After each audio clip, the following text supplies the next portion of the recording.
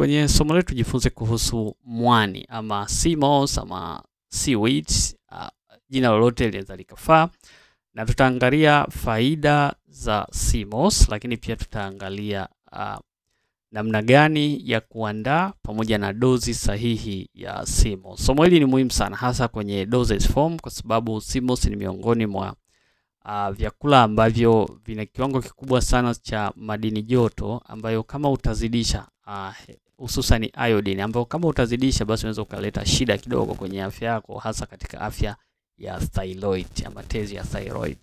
So tuanze somo letu kwa kuangalia faida za mwani ama sea moss. Faida ya kwanza, inasaidia kutengenezwa kwa ule uteute katika kuta za cell ama mucous membrane. Ina kitu kinaitwa sulfated polysaccharide ama carrageenan ama fucoidan. Hizi ni kemikali ambazo zinasaidia kuweka uteute, layer fulani ya ute katika kingo za seli yako maeneo mbalimbali, mfano kwenye kibofu, kwenye urethra, kwenye uke, kwenye mfumo wa upumuaji na kwenye mfumo wa chakula. Haya maeneo kuta zake zinahitaji kuwa na uteute ili kusaidia kufyonzwa kwa virutubisho, hewa na vitu vinginevyo vingi. Kwa hivyo matumizi ya mwani ni muhimu sana kwa faida hii. Mwani unasaidia thyroid function, kuimarisha afya ya tezi yako ya thyroid. Tezi ya thyroid ni muhimu sana katika mwili wako na watu wengi sana wanaugua changamoto za thyroid, hasa wanawake. Na ni moja kati ya sababu nambari moja ya matatizo ya uzazi kwa wanawake, kwa sababu thyroid ikiwa na shida basi homoni almost zote zitapata changamoto, kwa sababu hii tezi ya thyroid inazalisha homoni mbili, thyroxine na triiodothyronine. Hizi ni homoni ambazo zinazalishwa na thyroxine, thyroid gland, ambayo zina effect ama impact ya moja kwa moja katika homoni nyinginezo nyingi sana. Kwa hivyo kuimarika kwa tezi ya thyroid ndivyo kutaimarika uzalishwaji wa hizi homoni mbili, T4 na T3. Kwa hivyo hata homoni nyinginezo pia zitakuwa sawa. So matumizi ya mwani ni muhimu sana kwa sababu yana iodine, yana selenium na tyrosine. Hizi ni raw material ama ni viambata muhimu sana katika utengenezwaji wa hizi homoni za thyroxine na triiodothyronine ama T4 and T3.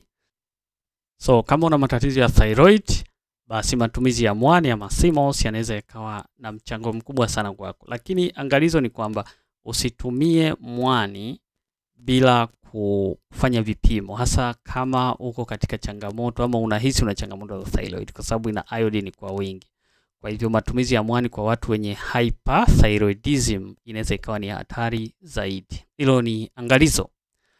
Faida nyingine ya mwani tunasema ni layer trace mineral replacement. Kuna madini joto ambayo hauyapati mahali popote, hata pharmacy huwezi ukayapata. Sio rahisi kuyatengeneza katika dozi ambayo mwili wa binadamu unaweza ukahimili, lakini tunayapata katika mwani katika ile dozi ambayo mwili wako unahimili. Madini joto kama boron, germanium, silicon, molybdenum pamoja na vanadium. Vanadium kwa ajili ya urekebishwaji wa sukari mwilini, lakini pia molybdenum kwa ajili ya detox katika enzymes pia, lakini ni enzymes cofactor, inasaidia utendaji kazi wa enzymes mbalimbali. Silicon inasaidia kwenye kuimarisha afya ya ngozi na maungio ya mwili pamoja na collagen. Germanium inasaidia katika usambazwaji wa oksijeni mwilini mwako, na boron ni muhimu sana kwa afya ya mifupa na testosterone hormone hasa kwa wanaume. So matumizi ya mwani ni muhimu sana kwa sababu yanakupa hizi rare minerals ambazo huwezi ukazipata katika modern farmers ama katika vyakula vya kawaida katika kiwango ambacho tunakipata katika mwani. Faida nyingine ni antifibroids na estrogen detox.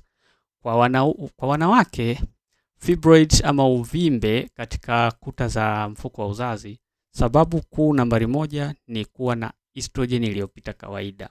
Sasa iodine na sulfur ndani ya mwani inasaidia kupunguza estradiol, ni muundo wa estrogen. Kwa hivyo ili msaada wa hii mwani kupunguza kiwango cha estradiol, pia inazuia fibrotic tissue signaling. Hizi ni tissue ambazo zinahusika moja kwa moja na utengenezaji wa uvimbe katika maeneo ya kuta ama mfuko wa uzazi. Na vile vile hii combination ya iodine na sulfur ikiwa kubwa mwilini mwako inasaidia estrogen kutolewa kwa kiwango kikubwa zaidi. Kwa hivyo inakuacha na kiwango kidogo cha estrogen ambacho mwili wako unaweza ukahimili na kukukinga na changamoto za uvimbe maeneo ya mfuko wa kizazi na maeneo mengine ya mfumo wa uzazi ambayo yanasababishwa na high estrogen level. Faida nyingine kubwa ya mwani ni kusaidia kuzalishwa kwa majimaji. Kwa wanaume kuzalishwa kwa shahawa ambazo zinasaidia mbegu kupenya kwa urahisi zaidi, na kwa wanawake inasaidia sana kuzalishwa kwa ute ama majimaji ya uke. Kwa hivyo kwa wale wanawake ambao wanapata changamoto ya uke kuwa mkavu, basi hakuna dawa bora kama mwani. Mwani ni mzuri sana kwa sababu ina zinki, ina arginine na mucilage kwa kiwango kikubwa sana. Inafanya reproductive hydration na kusaidia usafirishwaji wa mbegu kwa wanaume, lakini pia inasaidia lubrication, kulainika kwa sehemu za uke kwa mwanamke. Kwa hivyo pia inaweza ikasaidia na flow ya damu na kila kitu. So wanasema ni bedroom rub, kwa maana ya kwamba ni KY ya asili. Matumizi ya mwani mara kwa mara yanakusaidia sana mtoto wa kike kupata ute, hasa kama una changamoto ya uke mkavu. Faida nyingine ya mwani ni brain electrolyte balance. Inasaidia kuimarisha madini joto katika ubongo, kwa hivyo na kuweka ile ratio nzuri ya madini katika ubongo wako. Kwa hivyo yanakinga seli za ubongo kutoshambuliwa na changamoto mbalimbali ikiwemo damage pamoja na uvimbe. Mwani una potassium, sodium na calcium pamoja na magnesium, lakini zipo katika ratio ambayo ni nzuri sana na ni muhimu sana, ambayo inaweza ikaimirika katika mwili wako na kuwa na msaada wa moja kwa moja kwenye ile mental clarity katika ubongo wako. So matumizi ya mara kwa mara ya mwani yanasaidia kuondoa ile brain fog, lakini pia ina restore ile ionic balance katika ubongo na kukusaidia kufocus na memory capacity ya ubongo inaongezeka. Mwani unasaidia kusafisha mfumo wa chakula. Kuna watu wengine wanatumia dawa za kuharisha kama njia mojawapo ya kusafisha tumbo ama kusafisha mfumo wa chakula, lakini huna haja ya kufanya hivyo. Vijiko 2 hadi 3 vya mwani vinaweza vikakusaidia kuzalishwa kwa ute mwingi zaidi ambao utasaidia kubeba na kukusanya uchafu katika kuta yako ya tumbo na kutoa sehemu ambako zile kuta zikawa zimerundikana na vimelea magonjwa kama vile minyoo, fungus pamoja na bakteria. Kitu cha kufahamu ni kwamba mucus ama ute ni bora zaidi katika kusafisha mfumo wako wa chakula kuliko matumizi ya dawa za kuharisha, kwa sababu ute unakuwa na ufanisi mkubwa sana na unapita na uchafu mwingi sana kuliko kuharisha, lakini pia unakukinga na kutopoteza electrolyte ama madini joto mengine ambayo unayapoteza kwa kutumia dawa za kusaidia kuharisha. Kwa hivyo matumizi ya mwani ni bora sana katika kusafisha mfumo wa chakula kuliko kitu kingine chochote, lakini inatakiwa kwa matumizi ya mara kwa mara kama tutakavyojadili. Lakini pia mwani unakukinga na changamoto za virusi mbalimbali ambao wanategemea kujishikiza maeneo kwa muda mrefu sana ili kuleta maafa ama kuleta majanga. Mfano human papilloma virus, moja kati ya virusi ambao wanawaathiri wanawake na wanaweza kukaa kwenye mwili wa mwanamke muda mrefu sana kabla hawajaanza kuleta changamoto. Silaha yao kubwa ni kufanya adhesion, ni kujishikiza katika seli ambazo zipo kwenye maeneo ya mfumo wa uzazi wa mwanamke. Sana sana wanaathiri maeneo ya mfumo wa uzazi wa mwanamke na ni chanzo nambari 1 cha matatizo ya saratani ya mlango wa kizazi. Hawa virusi wanaweza wakakaa kwenye mlango wa kizazi kwa muda mrefu sana, hata miaka 15 kabla ya kuanza kuleta shida. Kwa hivyo matumizi ya mwani yana kitu kinaitwa sulfated polysaccharides ambazo zinasaidia kuzuia uwezo wa hawa virusi Herpes simplex, human papilloma, HIV na influenza wale wa mafua kujishikiza katika maeneo mbalimbali ya mwili. Kwa hivyo matumizi ya mara kwa mara ya mwani ni moja kati ya kinga dhidi ya human papilloma virus. Na kwa wale wanawake ambao wako active sana sexually, wanaofanya sana ngono, basi matumizi ya mwani ni muhimu sana na inaonyesha kuwa na ufanisi kuliko hata condom katika kuzuia hii human papilloma virus infection. Mwani pia unasaidia kuimarisha kazi za tezi ya adrenaline na mitochondria. Mitochondria ni engine ya mwili, ndiko sehemu ambako nishati yako ya mwili inazalishwa. Kila seli ya mwili wako ina mitochondria. Ni jukumu lako kula na kufanya mambo yale mazuri ambayo yataimarisha na kuinawilisha mitochondria. Mwani una vitamini B, una iron, madini chuma, una copper, manganese. Kwa pamoja hivi viambata ni muhimu sana katika kuzalishwa kwa nishati ya mwili katika muundo wa ATP. Na vile vile haya madini na hivi viambata vinasaidia adrenal cortex kufanya kazi.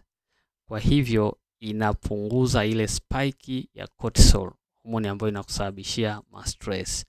Kwa hivyo basi mwani ni muhimu sana kwa wale watu wenye matatizo ya upungufu wa damu, anemia, ama upungufu wa madini joto ya chuma, lakini pia ile mitochondria burnout, mitochondria kuzidiwa kazi, lakini pia kuna zile changamoto za virusi, yale magonjwa yanayosababishwa na virusi kama COVID, kama mafua na magonjwa mengineyo. Haya magonjwa mara nyingi yanaambatana na fatigue, uchovu wa mkubwa sana.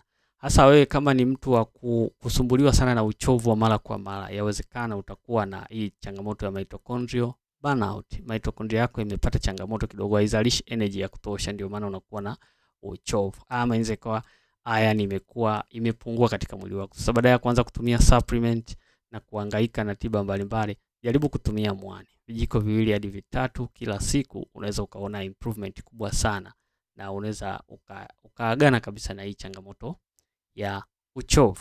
Faida ya 10 ambayo tutaijadili ni inasaidia kuimarisha kwa afya ya mzunguko wa damu, kwa sababu ina madini joto ya sodium na potassium ambayo ni muhimu sana katika afya ya mzunguko wa damu. Inaimarisha afya ya mishipa ya damu ya artery, lakini pia madini joto ndani ya mwani yanazuia kufanyika kwa kinaitwa calcification, kwa sababu kuna kuwa na magnesium, boron na silicon. Magnesium, boron na silicon kwa pamoja zinapunguza uwezekano wa calcium iliyopo katika mwili wako na ile unaipata katika mwani kuja kutengeneza calcification, kufanya kitu kinaitwa calcification, kutengenezwa kwa mawe.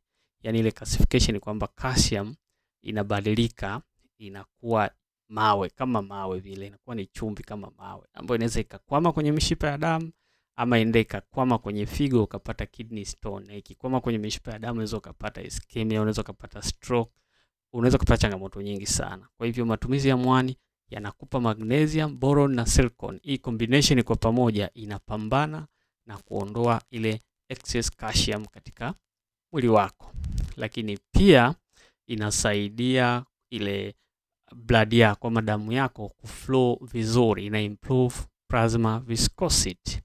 Kwa hivyo kwa wale watu wenye high stress kubwa ambao iko juu muda wote, watu ambao miili yao ina chumvi kwa kiwango kikubwa ama ile sodium iko juu, na moja kati ya dalili ni pressure. Ukiwa na high sodium katika mwili wako, maana yake pressure yako lazima iwe juu.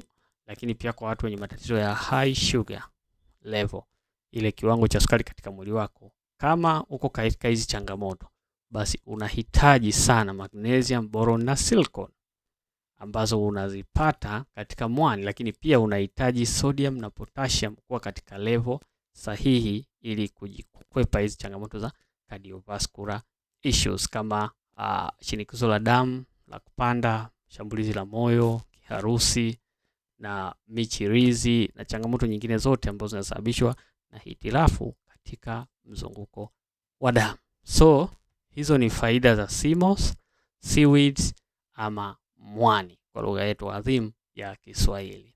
Matumizi yake, matumizi ya mwani, kwanza unapaswa kupata ile mwani ambao umeandaliwa vizuri. vizuri kweli katika usafi wa hali ya juu. Unaweza ukaula ukiwa fresh, kwa maana ya kwamba ukachemsha then ukatumia, na ama unaweza ukatumia ule uliokaushwa ambao umekaushwa tayari, lakini hakikisha umekaushwa katika mazingira safi na salama. Lakini pia kuna supplement, virutubisho maalum kwa ajili ya mwani. Yani ni mwani umekuwa prepared vizuri, umesafishwa, ukakaushwa, ukawa packed katika vidonge katika dozi ambayo ni kubwa.